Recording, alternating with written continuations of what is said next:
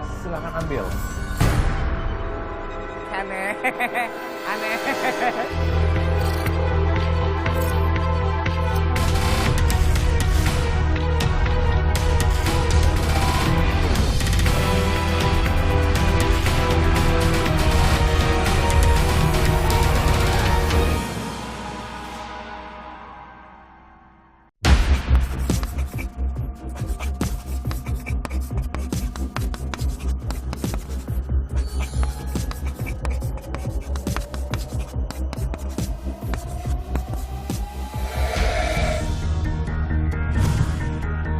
Setiap orang memiliki pola yang sama di saat mereka mengambil sebuah keputusan. Kali ini saya akan memperkirakan kata apa yang dipilih orang tersebut berdasarkan karakter mereka. Ikuti saya. Excuse me, minta waktunya. Hai, Romi. Lagi ngapain di sini? Lagi Foto-foto foto-foto. doang. Foto-foto ya. Oke, namanya siapa? Devin. Rohim. Kita bermain asosiasi kata. Kata yang sudah diucapkan oleh orang lain tidak boleh disebutkan ya. Kita lagi moto, lagi jalan-jalan, foto-foto museum ini. Mas Romi datang, ya kaget aja gitu. Diajak eksperimen untuk coba kata-kata. Perlu dicari logikanya. Kalau misalnya nggak nyambung menurut Herman nyambung, pakai aja. Paham ya? Devin, saya mau nanya Devin dulu. Kalau ini kan kita di musim Fathahillah ya, tempat rame. Kalau ada dompet, ada ID-nya, ada duitnya, nggak aja 3 juta, balikin nggak? Balikin. Yakin ya? Iya. Oke. Misalnya di tempat rame ya, Iya. ada nenek-nenek pingsan. Banyak orang di sini. Ah, Ditolong nggak? gue pasti tahu. Dari jawabannya Devin tadi, saya berusaha memprofilkan kira-kira Devin akan mengucapkan kata apa gitu ya. Saya udah tulis satu kata. Taruh di saku sini. Kita mulai ya. Lipstick. Merah. Makeup. Cantik. Cewek. Sepatu. Jadi kita kayak disuruh sambung-sambungin kata dari satu kata yang dia berikan. Terus kita dari berlima ini tadi kita harus sambung-sambungin kata yang sebelumnya. Lapar. Makan, Piring. Sendok. Nasi. hantu. Oke, apa hubungannya nasi dengan hantu? Hantu juga mungkin makan. Dalam pikiran saya pokoknya, ya tadi saya sempat ngelihat di sini juga tuh ada hantu gitu. Akhirnya di pikiran saya udah hantu, saya harus sebutkan hantu dan hantu gitu aja. Awalnya apa tadi? Lapar. Lapar ya. Kamu sebutin? Piring. Piring. Sendok. Sendok. Nasi. Nasi jadi hantu. Hantu. Ingat kan tadi di awal sebelum kamu nyebutin saya tanya-tanya sesuatu tentang Devin. Ingat di awal sebelum Rohim menyebutkan kata hantu saya udah tulis sesuatu kan di situ ya. Dibuka sendiri deh. Tunjukin ke teman-teman yang lain. Oh my god. Unexpected. Kaget banget ya. Apalagi hubungan yang punya aku sendiri pribadi kan itu agak berbeda dari yang lain. Jadi agak kaget banget bisa kesebut itu. Bagaimana saya dapat menebak informasi apa yang akan diucapkan oleh mereka? Sebetulnya untuk dapat menemukan kata yang akan mereka sebutkan, saya perlu mengetahui karakter orang yang paling akhir dan juga menganalisa karakter dari masing-masing individu. Dengan ini, saya dapat menentukan kira-kira kata terakhir apa yang akan dipilih.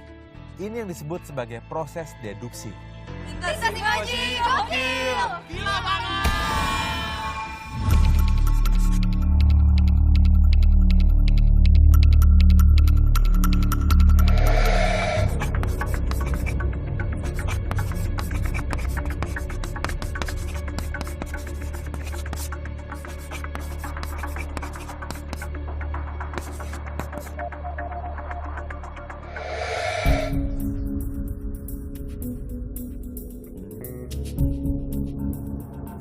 Di dalam pengambilan keputusan, manusia dapat mengambil menggunakan dua cara. Yang pertama secara rasional, yang kedua secara emosional. Menggunakan prinsip itu, saya akan mencoba untuk mempengaruhi dan mengarahkan pengambilan keputusan dari bintang tamu saya bersama Dwi Andika. Ikuti saya.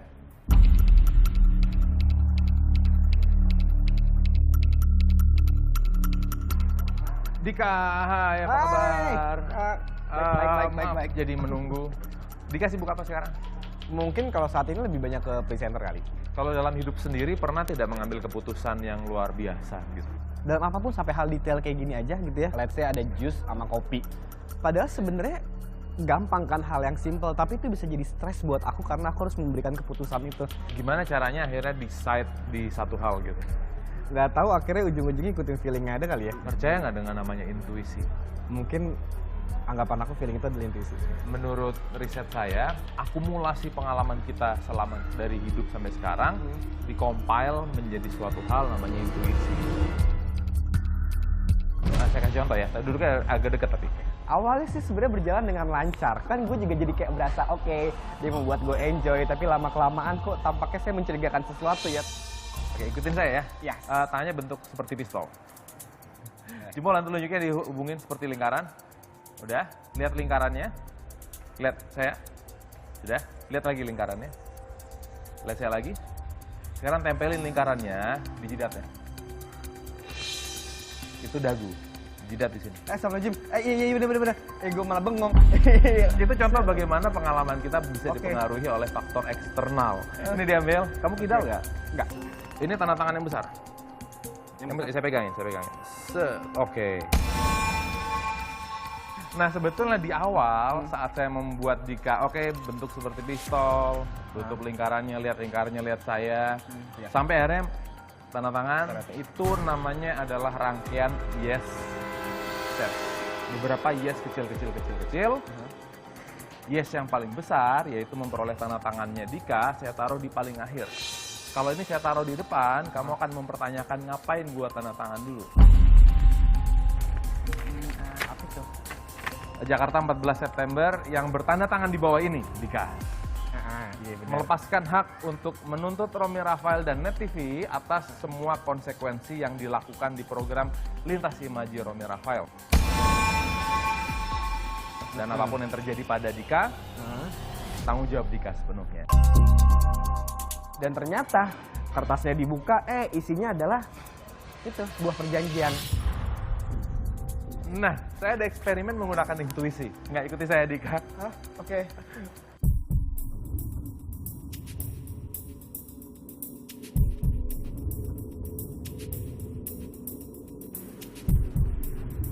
Dika, Suka bercanda. tahu ini apa?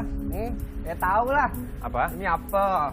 Ini jepretan kan? Apa sih namanya? Yang Industrial staple. Oke, saya melihat sesuatu yang agak sedikit menakutkan ya. Kita akan bermain mengenai pengambilan keputusan. Yang dites bukan saya, tapi Dika.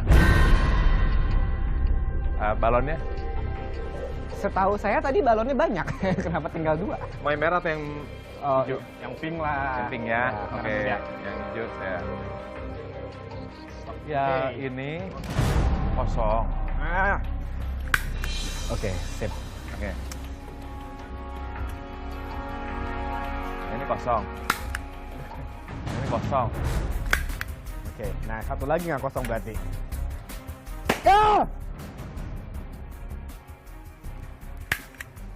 Ada tuh. Ada. Yakin? Oh iya bener ada. Saya tahu yang ada isinya karena ada tandanya. Oh, iya, tandanya boleh dibagi kali. Jangan.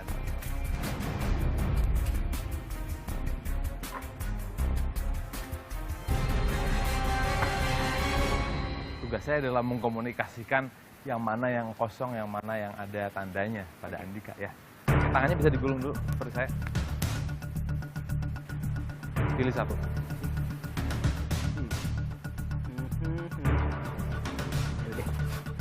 Oke, lihat saya dulu. Kayak mau diganti nggak? Nggak. Yang ini ya.